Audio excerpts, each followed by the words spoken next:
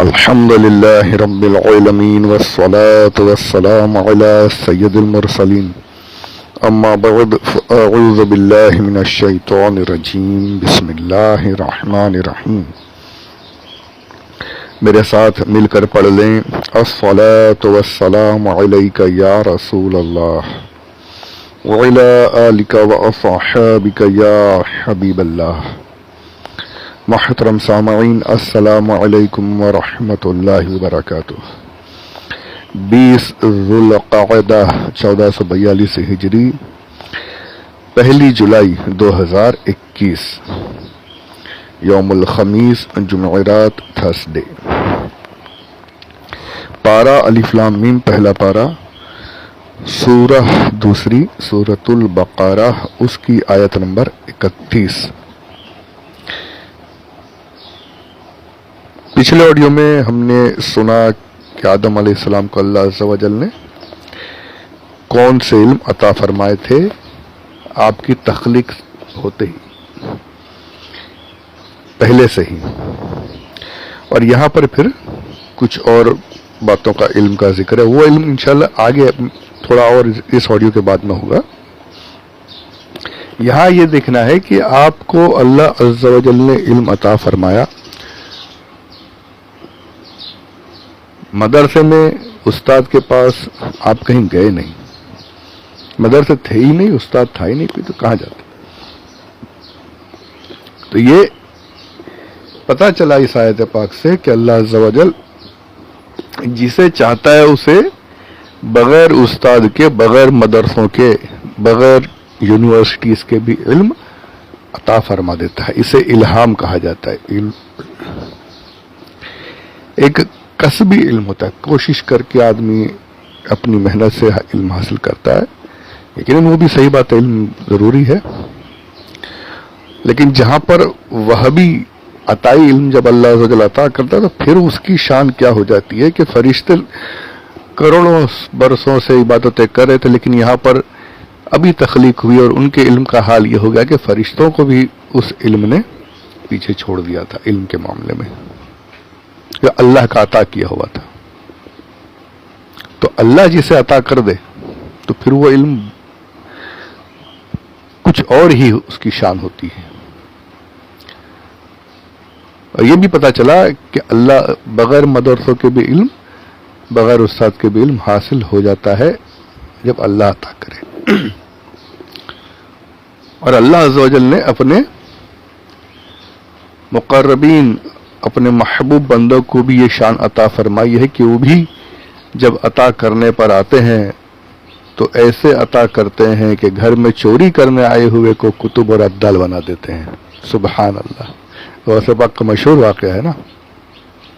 ایک نگاہ جب ولی کی پڑ جاتی ہے تو دل کی کایا بدل جاتی ہے. جنہیں وضو کا طریقہ نہیں آتا انہیں وہ علم عطا فرما دیتے ہیں کہ پھر وہ وقت کا ولی بن کر نکلتا ہے. کئی واقعات ایسے ہیں، سینے سے لگاتے ہیں، علم لدنی عطا فرما دیتے ہیں. یہ قرآن پاک سے ثابت ہے، اس آیت سے ثابت ہے کہ یہ علم اس طریقے سے بھی ملتا ہے. وہابی کسبی کوشش والا علم الگ ہے، بے شک وہ بھی کرنی ہے. اور کوئی ایسا اللہ والا مل جائے او ہو پھر تو کیا کہنے. اور علم حاصل کرنے کے بارے میں کوشش کرنی ضروری ہے. آگے انشاءاللہ فضائل آئیں گے، میں ذکر کروں گا اس کا. تو آپ کو علم پہلے ہی عطا فرما دیا گیا. اسی طریقے سے جیسے یہاں پر دیکھیے یہ بھی پتا چلا کہ اللہ عز و جل علم عطا کرتا ہے. تو یہ صرف آدم علیہ السلام کے ساتھ ہوا ایسا نہیں ہے، یہ ہمیشہ ہوتا آ رہا ہے. اس کے پیارے بندے اسی طریقے سے علم جب اللہ جن کو پسند فرما لیتا ہے انہیں بھی بہت کچھ عطا فرما دیتا ہے، اور وہ طاقت بھی عطا فرماتا ہے کہ وہ دوسروں کو بھی نوازتے رہیں. اور صرف یہ پیاروں کے ساتھ نہیں ہوگا، یہ سب کے ساتھ ہوگا، چاہے مسلمان ہو، چاہے غیر مسلم ہو، چاہے نیکوکار ہوں، چاہے بدکار ہوں، جو بھی ہوں، سب کو ایک علم تو عطا ہوگا. چاہے دنیا میں الف با تا سا بھی نہیں آتا ہے، چاہے صحیح طریقے سے بات کر ہی نہیں سکتے عربی میں، عربی سمجھ ہی نہیں سکتے، لیکن مرنے کے بعد کوئی بھی ہو مرنے کے بعد سب کو عربی آ جائے گی، اپنے آپ آ جائے گی، بغیر کسی استاد کے، بغیر سیکھے سکھائے، اپنے آپ سب، انگریز ہو، یہودی ہو، کہیں کوئی کہیں رہتا ہو، مسلم غیر مسلم، سب کو عربی آ جائے گی مرنے کے بعد، فصیح عربی آ جائے گی۔ یہ حدیث پاک سے ثابت ہے، کیونکہ مرنے کے بعد جو سوال ہوں گے وہ عربی میں ہوں گے، یہ سمجھے گا بھی اور عربی میں اس کا جواب بھی دے گا، سب کو عربی آ جائے گی۔ یہ زبان جو ہے عربی اللہ کی پسندیدہ زبان ہے، اور یہی نہیں مرنے کے بعد عربی یہاں پر قبر میں ہوگی، سوال جواب ہوں گے ختم ہو گیا، جی نہیں، یہ یہاں تک کہ قیامت میں جو سوال جواب حساب و کتاب ہوگا وہ بھی عربی میں ہوگا، وہ بھی عربی میں ہوگا، وہیں پر عربی میں سوال سنے گا بھی، سمجھے گا بھی، اور عربی میں جواب بھی دے گا۔ یعنی ایک بات یہ سمجھ لیجیے، میرا عقیدہ ہے، میں نے کتابوں میں پڑھا ہوا ہے، میں نے پڑھا ہے، میں بالکل ببانگ دہل بولتا ہوں، اور بہت سے اس عقیدے کے ہمارے اکثر، بلکہ سبھی کا یہی عقیدہ ہے الحمدللہ، کہ میں نے پڑھا ہے کہ حساب و کتاب جو ہوگا نا، جو پھنسنے والے ہوں گے ان کا حساب و کتاب ہوگا قیامت کے دن۔ یہ سب بولتے ہیں اللہ ہمارے لیے حساب و کتاب آسان کر دے، ہم حساب کیسے دے سکیں گے، حساب یہ کیسے دے سکیں، کوئی دے ہی نہیں سکتا، کسی کی طاقت نہیں ہے۔ میرا عقیدہ ہے کہ اللہ عز و جل کی بارگاہ میں کھڑے ہو کر اس کی رحمتوں، اس کی کرم فرمائیوں، اس کے جو اس نے ہمارے ساتھ رحم کیے ہوئے، جو کچھ انعامات اس نے دیے، ہماری اوقات ہی نہیں کہ ہم اس کے ایک ذرے کا بھی حساب دے سکیں، اپنی پوری زندگی ملا کر کے بھی، ساری زندگی کی عبادتیں ملا کر کے بھی ایک رحم کا، ایک کرم کا حساب نہیں دے سکتے، کسی کی طاقت نہیں، یقین مانیے۔ یہ حساب کتاب تو دکھانا ہوگا، جو پھنسنے والے ہوں گے ان کا ہوگا حساب کتاب۔ ابھی قیامت پر تو میرا تو وقت نکل جاتا ہے اور میں بول نہیں پاؤں گا، پھر کبھی انشاءاللہ موقع رہا تو اعلیٰ حضرت اور مولانا حسن رضا خان صاحب رحمۃ اللہ تعالی علیہما، ان کی 2 نعتیں ہیں، وہ انشاءاللہ اس کے ذریعے سے کریں گے قیامت کے احوال۔ تو حساب و کتاب دے کر کوئی نکل نہیں سکتا، پھنسنے والے ہوں گے ان کو ہی حساب میں گرفتار کیا۔ دعا یہی کرنی ہے، جنت میں وہی جائیں گے جو جن کے حساب نہیں ہوں گے، جو بچیں گے، جن کو جنت میں بھیجنا ہوگا بغیر حساب کے بھیجا جائے گا۔ حضور کی شفاعت سے، اللہ کی رحمت سے بغیر حساب کی نکالو، سائڈ سے چلتے رہو، جو پھنسنے والے ہوں گے ان کو لائن میں کھڑا کیا جائے گا، آؤ اب تمہیں پتہ چلے گا کیا کچھ کیا وہاں پر۔ تو اللہ ہمیں بے حساب بخشے، آمین، بے سبب بخش دے مولا تیرا کیا جاتا ہے، آمین آمین بجاہ نبی الامین صلی اللہ علیہ وسلم۔ یہ دعوت اسلامی کے امیر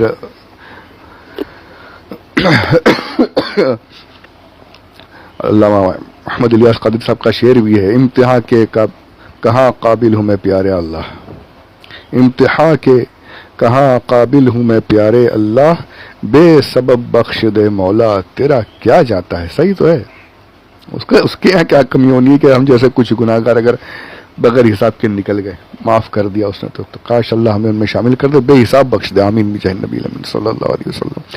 تو بات ہماری یہ چل رہی تھی کہ جن کے حساب ہوں گے عربی میں سوال ہوگا، عربی میں جواب دے گا، یعنی عربی وہاں بھی آ جائے گی، اور پھر جو بے سبب پہنچ جائیں گے نا جنت میں انشاءاللہ، اللہ کے کرم سے جو جنت میں پہنچیں گے، حضور کی شفاعت سے، سرکار کی محبت سے، اللہ کے رحم سے جب جنت میں پہنچ جائیں گے، اپنے عمل سے نہیں سمجھنا بھیا کہ میں عمل کر کے جاؤں گا، وہ تو گیا، پھر تو لائن میں کھڑے ہونا پڑے گا۔ بس یہی کہ اللہ عمل کرنا چھوڑنا بھی نہیں ہے، یہ بھی سمجھ لو، نہیں کرا تو بھی پھنسے، اور کر کے غرور کیا، تکبر کر لیا تو بھی پھنسے۔ عمل کرنا ہے، یا اللہ کاش تو قبول کر لے، تیرے لائق تو نہیں ہے میرے سجدے، تو قبول فرما لے، میری عبادت ہے تیرے لائق تو نہیں، بس تو رحم کر قبول کر لے۔ خیر بات کہیں اور چلی جائے گی، اللہ ہمیں پہنچا دے جنت میں، اور انشاءاللہ جب جنت میں پہنچیں گے تو وہاں بھی جو جنتی آپس میں باتیں کریں گے نا، وہ بھی عربی ہی ہوگی، فصیح عربی بولیں گے، ساری زبانیں یہی رہے گی، وہاں پر عربی ہی بولنے والے ہیں، چاہے دنیا میں پڑھا ہے نہیں پڑھا، وہاں اپنے آپ آ جائے گی، وہ اللہ سکھا دے گا اس طریقے سے۔ یہ جو آدم علیہ السلام کا جو آیت پاک جو چل رہی ہے، ایسے وہ بھی ہوگی، عطا کی گئی ہوگی، فوراً وہاں پر عربی سب کو آ جائے گی۔ اب یہاں یہ معلوم ہو گیا کہ بغیر مدرسے کے بھی اللہ علم عطا فرماتا ہے. ہمارے آقا صلی اللہ علیہ وسلم کی مثال تو اس سے بہتر تو مثال کسی کی ہو ہی نہیں سکتی.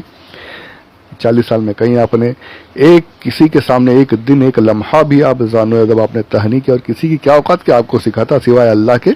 تو اللہ نے آپ کو علم عطا فرمایا. زندگی میں 40 سال گزارنے کے بعد پھر جو اظہار نبوت کیا تو بڑے بڑوں کو بالکل ایسا حال ہو گیا کہ کوئی جان منہ میں زباں نہیں بلکہ جسم میں جان نہیں, وہ حال تھا. الحمدللہ صلی اللہ تعالی علیہ وآلہ وسلم. اب یہ بھی دیکھیے کہ آدم علیہ السلام کی جو تخلیق ہے, انسان کی تخلیق جو ہے, اس میں مٹی بھی ہے, پانی کا بھی آپ نے سنا بارش ہوئی, ہوا بھی انسانی بدن میں موجود ہے, آگ کا بھی شمار کچھ حصہ ہے, یعنی کہ گرم کی گئی آگ سے مٹی کو. یہ ساری جو چیزیں ہیں, پانی, ہوا, یہ سب سمجھ لیجیے سپلیمنٹس ہیں. اصلیت کیا ہے؟ مٹی. اصلیت مٹی ہے. اور مٹی کی خاصیت کیا ہے؟ مٹی کی خاصیت, اس کو آپ کتنی بھی اونچائی پر لے جائیے, 100 فلورز کے ٹاور سے بھی لے کے ٹیرس سے اگر اس کو پھینکیں گے تو یہ اوپر اڑے گی نہیں, نیچے ہی گرے گی, زمین کی طرف ہی آئے گی. اور آگ کیا ہے, اس کو جتنا بھی نیچے سے بھی کہیں سے بھی جلا, یہ اوپر ہی, اس کے شعلے اوپر ہی جائیں گے, اوپر جانا چاہتی ہے. مٹی جو ہے زمین پر نیچے کی طرف. تو پتہ چلا کہ اچھا ہماری جو تخلیق میں نے کہا ہے سب ملا ہوا ہے, پر اصل جو ہے مٹی ہے. ہوا, پانی, یہ سب جیسے اس کو کچھ حصہ, کچھ سہارا دینے کے لیے, کچھ اس کی مدد کرنے کے لیے. جیسے آٹے میں پانی ڈال کر آٹے کو گوندا جاتا ہے, اصل کیا ہے؟ آٹا. نمک ڈالا جاتا ہے, سب ساری چیزیں ہیں, لیکن حقیقت کیا ہے؟ آٹا. بس وہی حقیقت ہماری کیا ہے؟ مٹی ہے. ساری چیزیں ہیں لیکن حقیقت میں جو ہم ہیں وہ مٹی ہے. اسی لیے ہم کو کہا جاتا ہے مٹی کا پتلا. مٹی سے بنے ہوئے ہیں. تو مٹی کی اصلیت کیا ہے؟ زمین پر آنا. کتنی بھی اونچائی پر ہے اس کو زمین پر ہی آنا ہے, وہ زمین پر ہی گرے گی ہی. یعنی نیچے آنا, جھکنا, عاجزی, انکساری اختیار کرنا, یہ مٹی کی اصلیت ہے. تو اے مٹی کے بنے ہوئے انسان, تیری اصلیت جھکنا ہے, عاجزی اختیار کرنا ہے. تیری اصلیت اللہ کی بارگاہ میں سجدے کرتے رہنا ہے. تکبر تیری اصلیت نہیں ہے. خود کو بڑا سمجھنا یہ تیری اصلیت نہیں ہے. مٹی کا بنا ہوا ہے تو مٹی بن کر رہ. تکبر نہیں, عاجزی اختیار کر. میں فلاں ہوں, میں بہت مال والا ہوں, میں بہت بڑا بھائی ہوں, میں تیری سب میں نکل جائے گی بھیا. چاہے کوئی مقام حاصل ہو, اصلیت مٹی ہے. جھکنا تیری اصلیت ہے, تکبر نہیں. عاجزی و انکساری تیری اصلیت ہے. عاجزی کرنا سیکھو. آدم علیہ السلام نے کیا کیا؟ ایک خطا ہو گئی, اتنے سالوں تک آپ نے توبہ کی, وہ انشاءاللہ واقعات آگے آئیں گے. ہمارے والد محترم, ہمارے جو اصل باپ ہیں جن کی نسل میں ہم ہیں, انہوں نے عاجزی و انکساری کا معاملہ پیش کیا, توبہ کی اللہ کی بارگاہ میں, اور پھر انعام دیکھیے کیا ملا. اور وہ خبیث, وہ ابلیس, اس نے تکبر کیا. آگ ہے نا, تکبر کیا تو کیا راندہ درگاہ لعنت ہو رہی ہے, ساری اس کی مقام ختم کر دیا گیا اور ابلیس بنا کر باہر نکال دیا گیا. تو عاجزی اللہ کو پسند ہے. مٹی سے بنائے گئے ساری چیزیں ہیں لیکن اصل مٹی ہے. تو مٹی اصل ہونے کی بنا پر عاجزی اختیار کرنا یہ ہمارے لیے ضروری ہے. تکبر, اکڑ, بڑاپن یہ بالکل بھی نہیں, گھمنڈ ذرا بھی نہیں ہونا چاہیے. عاجزی انکساری اختیار کرنی ہے. یہی ہمارے والد, ہمارے سب سے پہلے جو ابو البشر ہیں ان کی سنت ہے, اور یہی حقیقت ہے مٹی کی. تو عاجزی اختیار کیجیے. تکبر, گھمنڈ, آگ والے مت بنیے. تکبر بالکل نہیں. عاجزی اللہ کو پسند ہے, عاجزی اختیار کیجیے. اور بھی بہت سی باتیں انشاءاللہ اگلے آڈیو میں سنیں گے. پروردگار کاش مکمل کر سکیں, کچھ سیکھ سکیں, سمجھ سکیں. آمین بجاہ النبی الامین صلی اللہ علیہ وسلم.